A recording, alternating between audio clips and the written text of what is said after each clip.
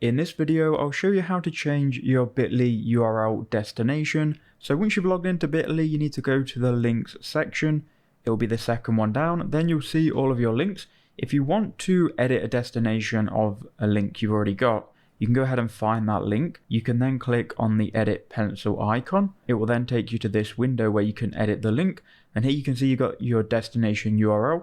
Go ahead and click on redirect and then click on view plans. And you are going to need to upgrade your bit.ly plan to do this. So you are going to need at least a core plan.